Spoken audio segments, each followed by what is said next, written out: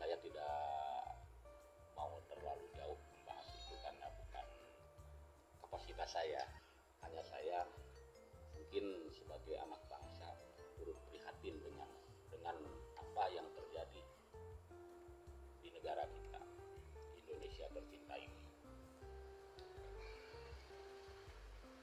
Kalau menurut saya ini ada kebijakan yang memang bukan artinya tidak pro rakyat. Sebetulnya pemerintah mungkin pro rakyat, hanya saya menggarisbawahi mungkin kurang tepat guna sehingga memunculkan reaksi dari rakyat akibat dari mungkin tadi tunjangan DPR, DPRD, ya kan? Ini keadaan rakyat kita lagi susah. Nah, sementara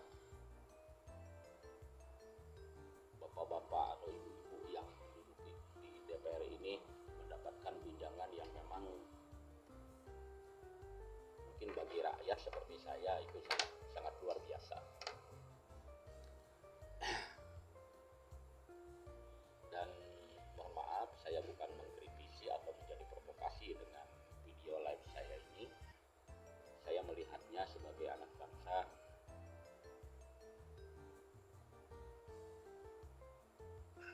hanya menginginkan kebaikan untuk rakyat.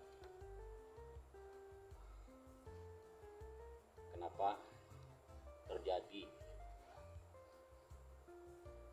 demo anarki, terus ada pergerakan dari masyarakat ataupun rakyat? Pada intinya ini berakar daripada ekonomi, sehingga pemikiran positif kalah dengan pemikiran negatif yang ditimbulkan akibat dari tidak punya lahan pekerjaan, tidak punya penghasilan, sementara tuntutan hidup atau biaya hidup sehari-hari terus berjalan dan semakin tinggi. Nah, mungkin ini sebagai pemikiran ataupun masukan daripada saya sebagai masyarakat biasa. Jadi saya berpikir begini, infrastruktur dibangun di mana-mana, terus SDM juga dibangun,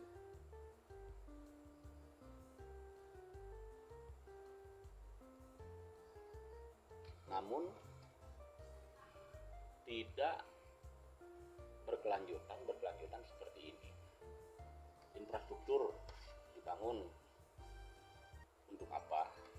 Terus SDM ini ditingkatkan untuk apa? Karena begini, salah satunya SDM ya.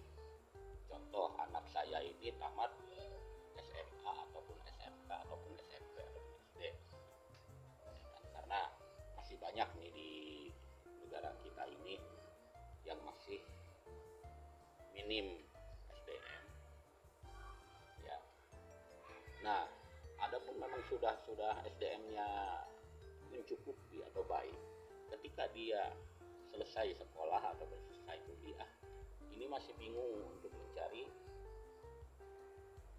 posisi untuk bekerja,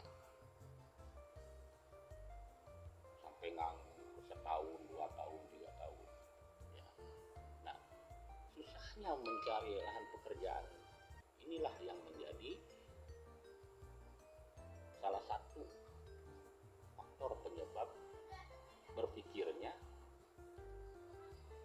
negatif. Bagaimana tidak? Contoh supaya saya tamat SMA ataupun SMK tahun ini.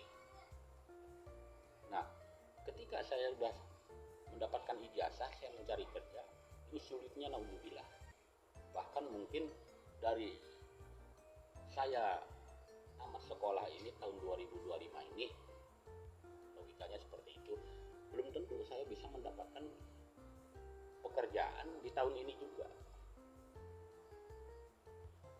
Nah itulah, nah kan kelamaan setahun 2 tahun 3 tahun saya nganggur, otomatis pemikiran saya kan saya hanya jadi beban orang tua, ya kan, gitu, karena tidak punya lahan pekerjaan ataupun penghasilan. Nah jadi kalau menurut saya boleh dibangun sekolah-sekolah, ya kan, kampus-kampus, terus mungkin apa namanya itu, kejar paket B, paket C kan.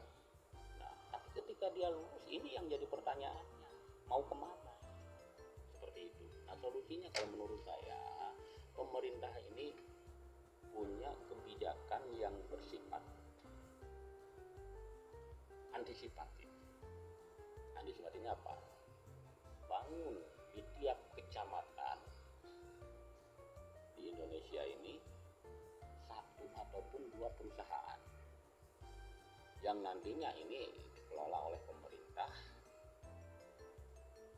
ataupun swasta juga boleh.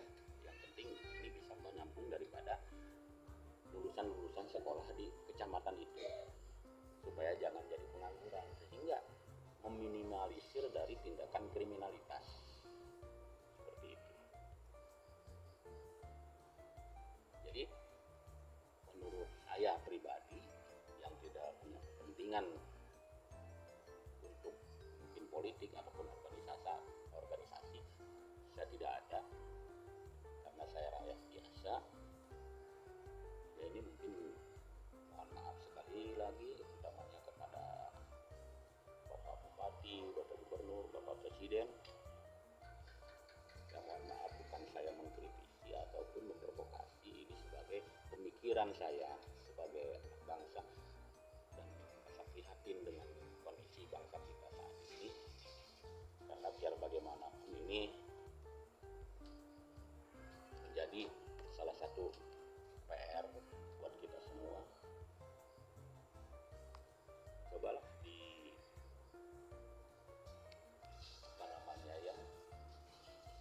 dipikirkan hal itu supaya nantinya bisa terrealisasi.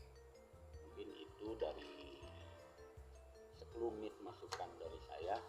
Mohon maaf sekali lagi kepada Bapak Presiden, Bapak Bupati, Bapak Gubernur.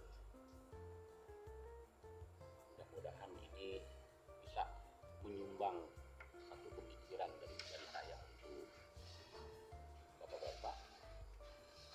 Terima kasih. Wassalamualaikum warahmatullahi wabarakatuh.